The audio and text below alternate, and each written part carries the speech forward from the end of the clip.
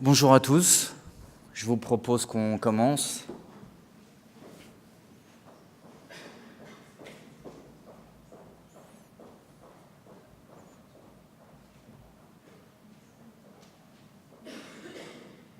Donc pour ceux qui ne me connaissent pas, je suis Florian Mas, je suis CEO de Neo Advertising.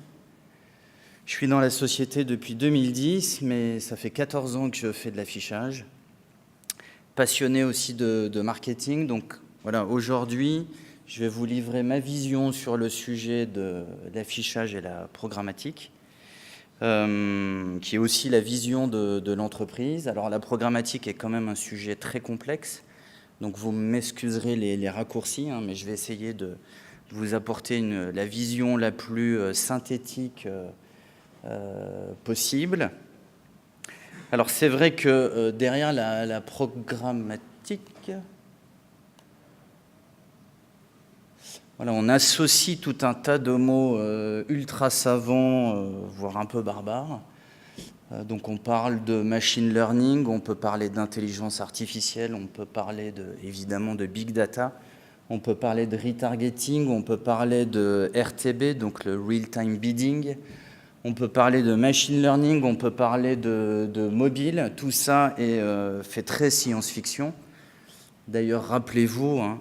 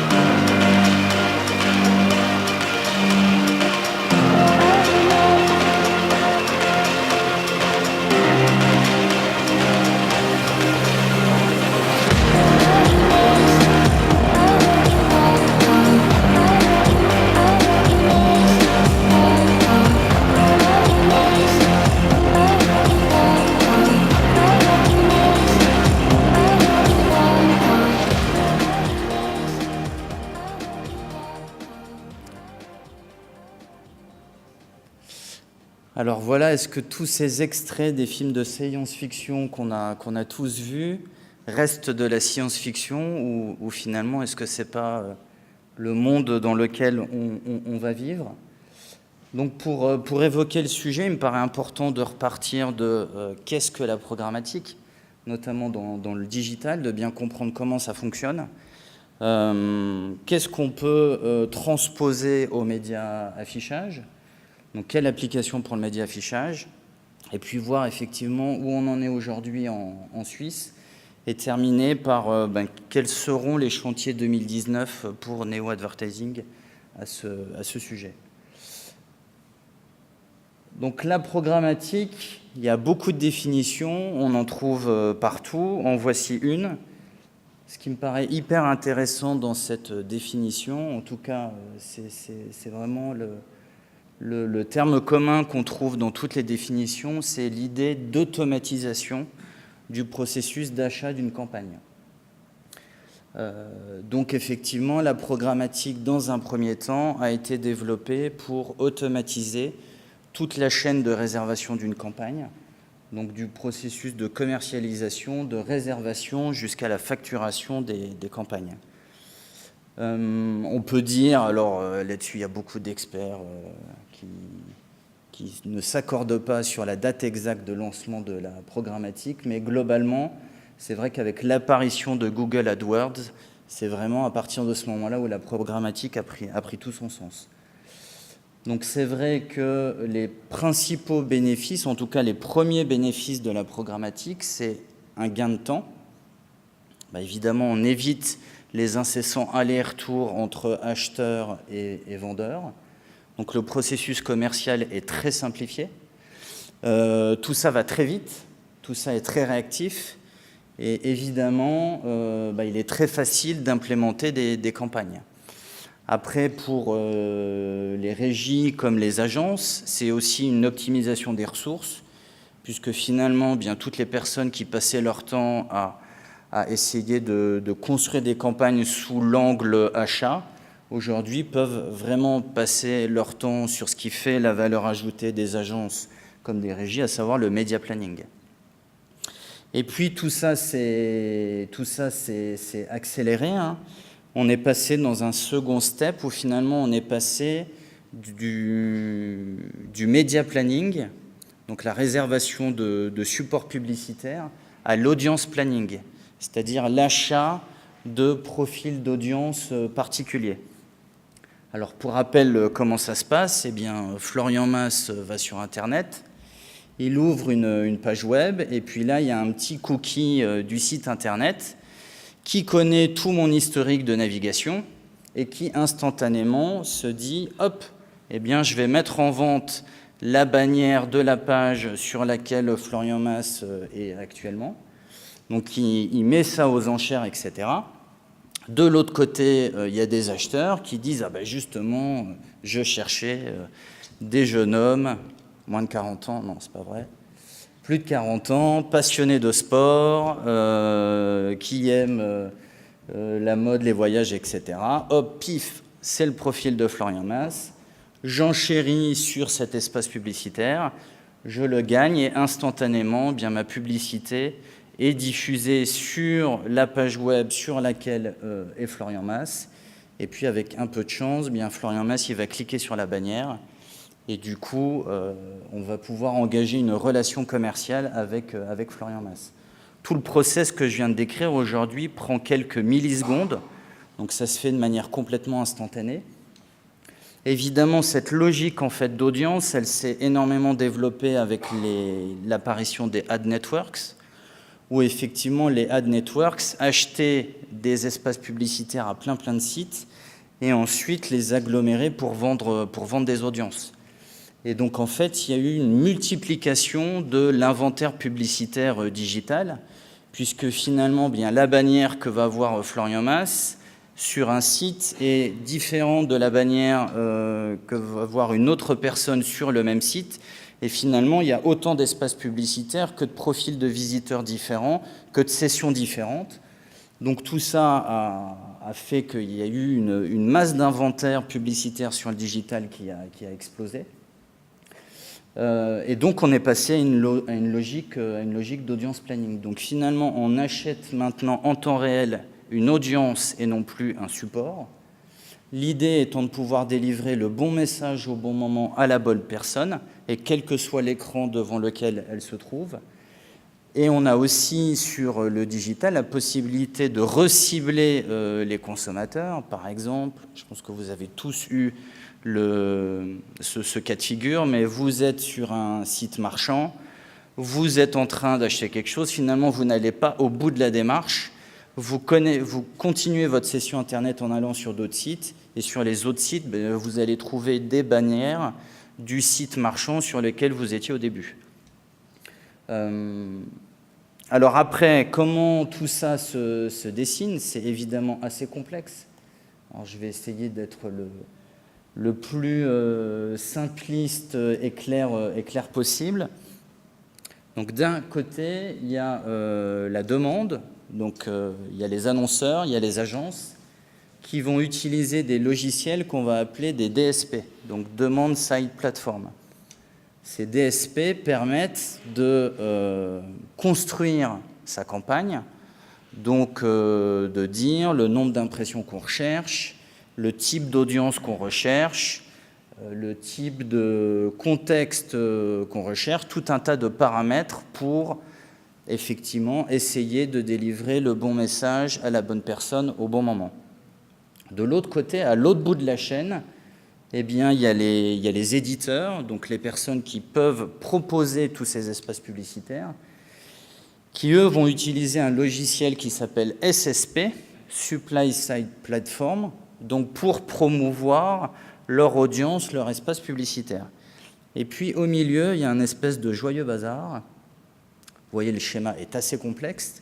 Donc, il y a différents canaux de vente, d'achat pour faire en sorte qu'à la fin, voilà, on essaye d'adresser le bon message au bon moment à la bonne personne. Évidemment, vous avez bien compris que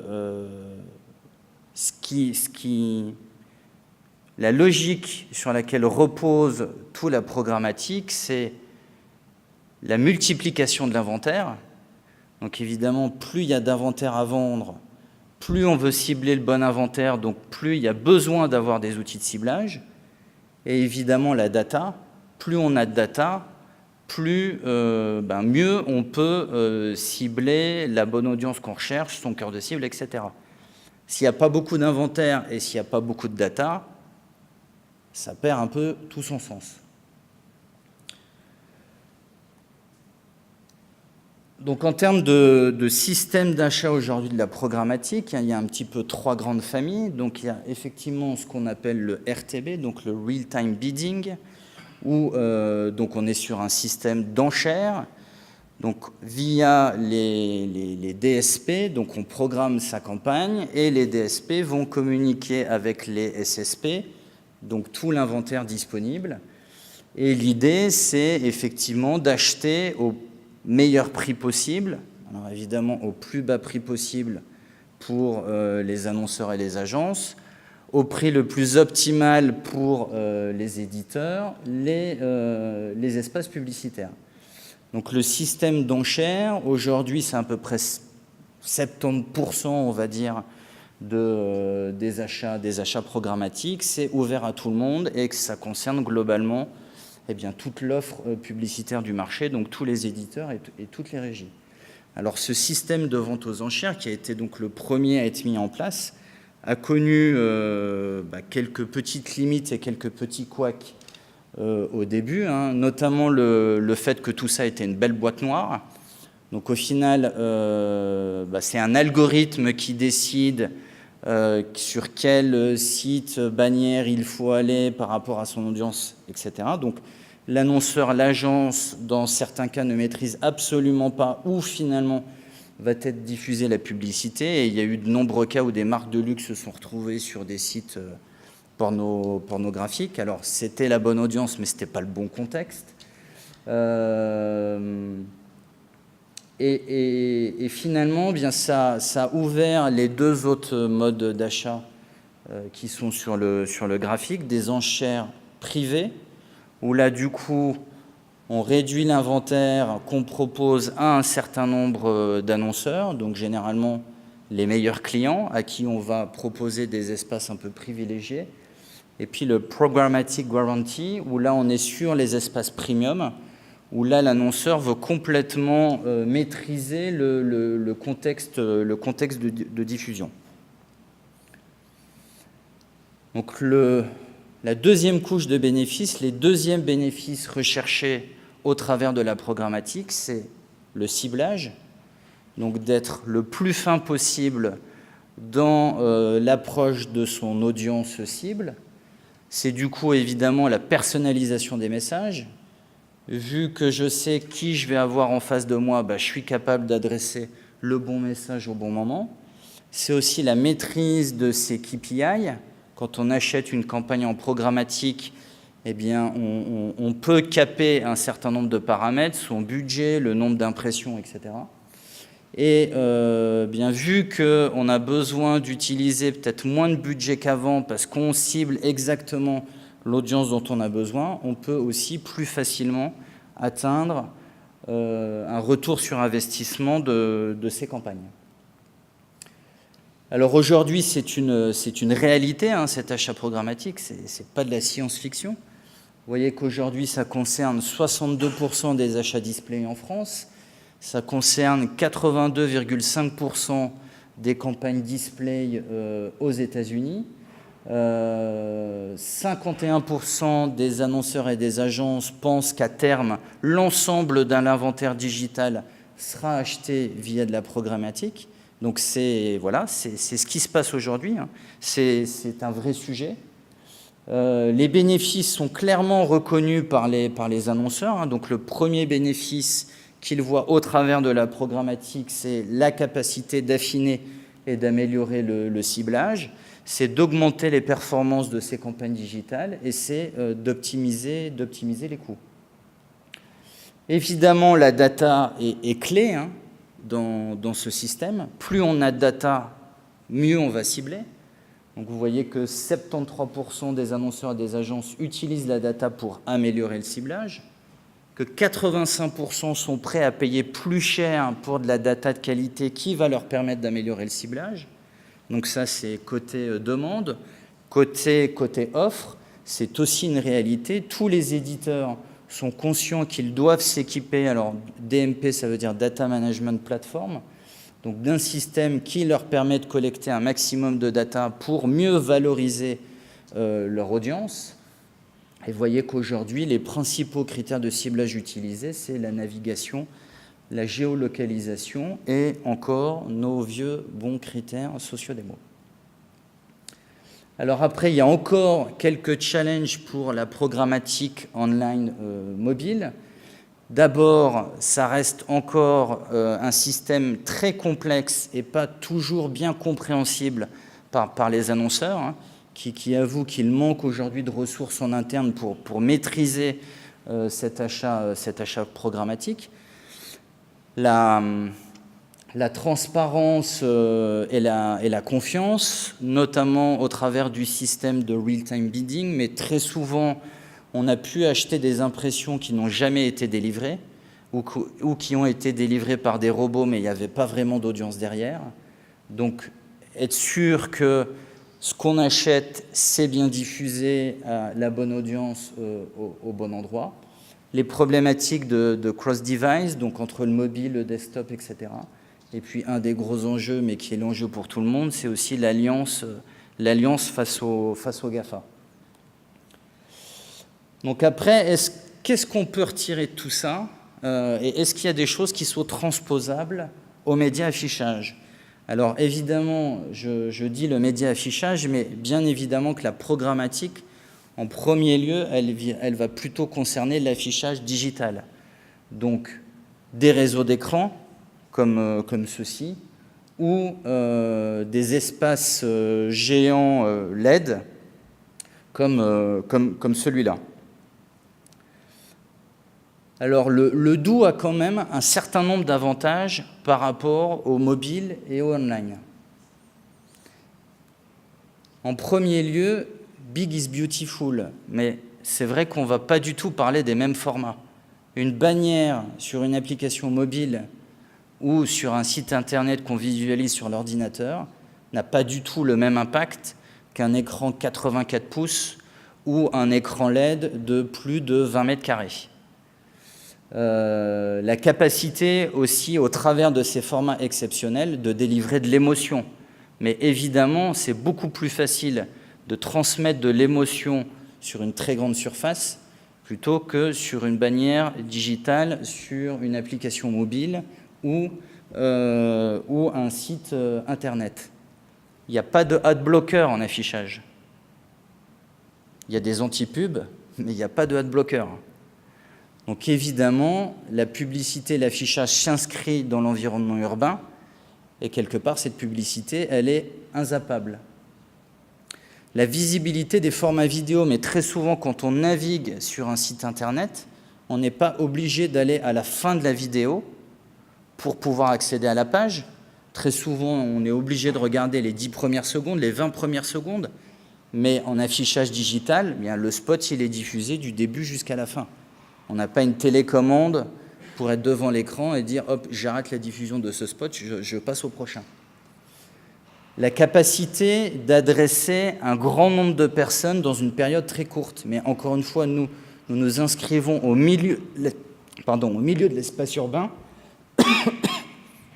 Donc on est capable de toucher un grand nombre de personnes en un temps très court.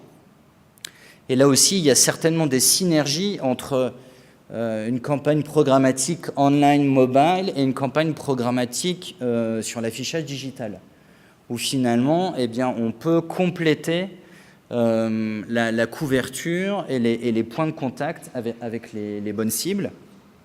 Et on a aussi, et on va le voir dans les exemples que je vais vous montrer derrière, des possibilités technologiques sur l'affichage digital qui sont extraordinaires. pour essayer de compenser bien les quelques faiblesses en apparence que nous avons par rapport au online et au mobile. Notamment, la première faiblesse qu'on peut avoir, c'est la data. Très souvent, on dit de l'affichage que c'est un peu le parent pauvre des médias en termes de data. Bien, évidemment, on n'a pas de cookies, on ne traque pas notre audience. Donc, comme ça, en premier abord, on a évidemment moins de data que peuvent l'avoir des sites internet, des éditeurs, la télévision et d'autres médias. Deuxièmement, on est sur un inventaire qui est réduit. On n'est pas comme sur un site internet où on va démultiplier l'inventaire en fonction de l'audience qui se trouve en face de l'écran.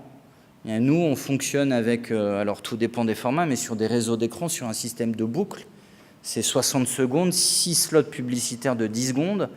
Alors à chaque nouvelle boucle, on peut diffuser des spots différents, mais à un moment donné, notre inventaire, il est limité parce que c'est une boucle de 60 secondes et il y a 6 espaces publicitaires de 10 secondes. On n'est pas capable non plus de faire du retargeting puisqu'encore une fois, on ne traque pas notre audience. Après, on a aussi quelques différences, notamment la notion d'impression. Sur le mobile et le digital, une impression égale une visite sur un site internet, une personne. En affichage digital, une impression, ça va être une diffusion d'un spot. Mais en face de ce spot, il y a une audience qui n'est pas que d'une personne, qui peut être de 10 000, de 100 000 personnes. Mais on ne connaît pas en live le nombre de personnes qu'il y a devant l'écran. Donc souvent, chez nous, l'impression, ça va être le nombre de diffusions d'un spot, mais on ne va pas tenir compte de l'audience qu'il y a en face. Donc en fait, on va largement sous-estimer le nombre d'impressions par rapport au online et au mobile. Ensuite, il y a l'importance de la localisation en affichage, qui finalement induit une nouvelle variable de media planning. Donc on pourrait dire qu'on passe du media planning à l'audience planning, mais aussi au contexte planning en affichage, puisque là où vous allez être diffusé, il faut tenir compte du lieu de diffusion pour votre message. Vous allez, même si c'est la même personne, vous n'allez pas vous adresser à elle de la même manière si elle est devant un écran dans une business lounge à l'aéroport que si elle est dans la rue en train tout simplement de voyager, de se déplacer, ou dans un centre commercial sur le point de rentrer à la COP pour faire un achat. C'est primordial, vu qu'on veut adresser le bon message au bon moment à la bonne personne, de rajouter au bon endroit dans l'affichage digital et de tenir compte du contexte de diffusion. Donc tous les enjeux pour nous, afficheurs de la programmatique, c'est évidemment, on est à l'origine un mass média, donc c'est d'être capable de délivrer le bon message au bon moment aux bonnes personnes. Et donc si on arrive à atteindre cette promesse, vraisemblablement, on sera capable d'attirer de nouveaux clients sur le média affichage, des annonceurs qui jusqu'ici, parce qu'ils recherchent cette promesse de délivrer le bon message au bon moment à la bonne personne, étaient plutôt attirés par le digital que par le média affichage. Et on est tous convaincus dans nos métiers, j'ai quelques confrères dans la salle, j'espère que c'est le cas,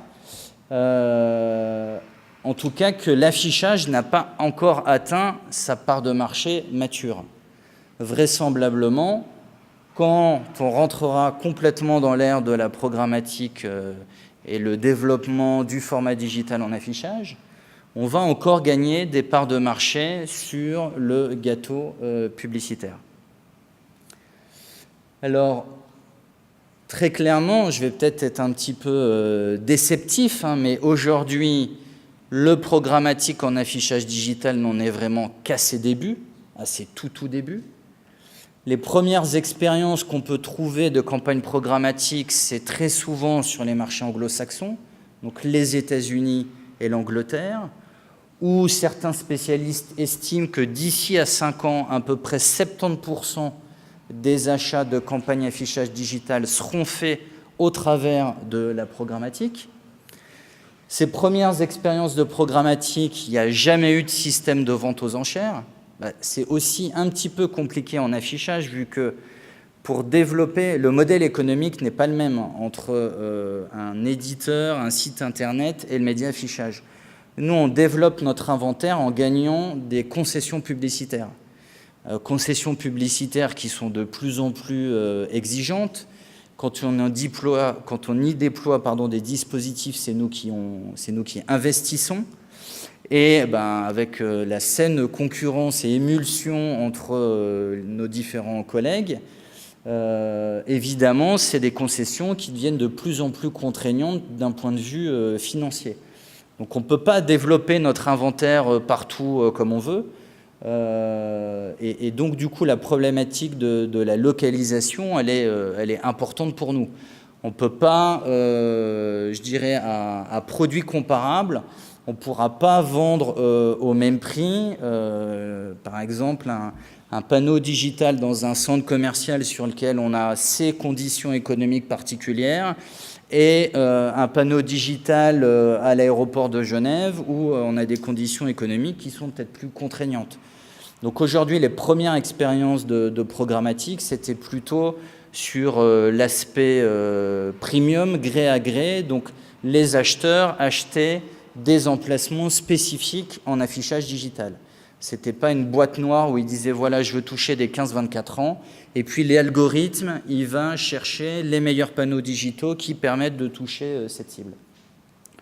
Dans les premières expériences, il y a eu beaucoup d'utilisation de données tierces. Donc, par exemple, la météo, les données de trafic routier, les données de connexion au Wi-Fi à proximité des supports digitaux ou les données de mobile. On a aussi beaucoup utilisé dans ces premières expériences des technologies type intelligence artificielle ou type reconnaissance faciale. Je reviendrai là-dessus. Et l'objectif de ces campagnes, c'était d'aller vers l'hyper-personnalisation des contenus. Donc j'ai un premier exemple qui porte sur une campagne complètement fake. Donc c'est MC Saatchi à Londres qui a décidé de créer le premier panneau digital d'intelligence artificielle. Donc la campagne portait sur une fausse marque de café. Elle a eu lieu à l'été 2015 et l'objectif de cette campagne, c'était que l'algorithme, donc la machine derrière l'écran, elle crée elle-même sa propre campagne. Donc en fonction de l'audience qu'il y avait face au panneau, l'algorithme avait accès à une banque de données de plus de 300 images et il choisissait lui-même quel message il allait diffuser à la bonne personne en prenant un visuel packshot là, un claim là, un fond de couleur comme ça, etc., etc. Donc évidemment, pour ce faire, il y avait de la reconnaissance faciale. Je ne sais pas si vous voyez bien sur l'image, mais effectivement, en haut du panneau, il y a caché, mais un petit endroit où derrière, il y a une caméra pour pouvoir scanner en live les personnes qui attendaient à cet abribus. Donc il y avait un collecte de données qui était real-time.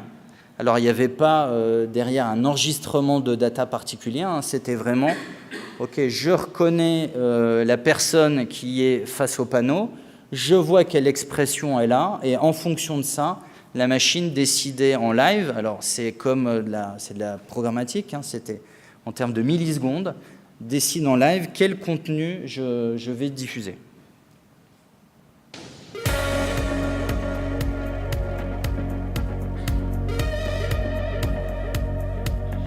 Over time, machines have taken over more and more jobs in every industry. So we thought, what about advertising? Can we create an advert that writes itself?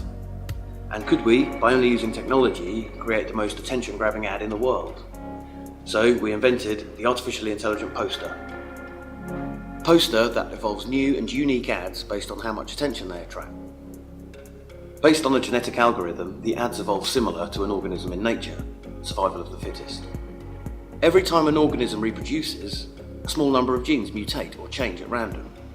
If the new genes create an advantage for the offspring, they're more likely to reproduce. If not, they're less likely to. The artificially intelligent poster's algorithm works in the same way. Each ad is made up of genes: copy, layout, fonts, colours and images. The ads that get more attention are more likely to reproduce with each other, creating a new generation of ads with better performing genes. And as a small amount of those genes will mutate at random, the next generation has a chance to improve, and so on.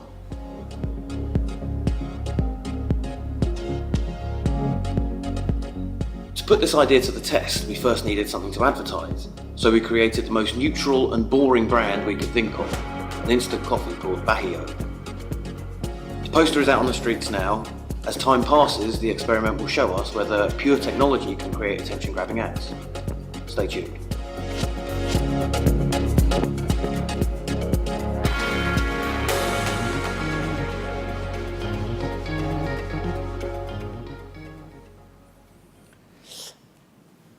Un deuxième exemple, cette fois-ci aux États-Unis, donc pour le client General Motors, qui souhaitait faire la promotion d'un nouveau véhicule.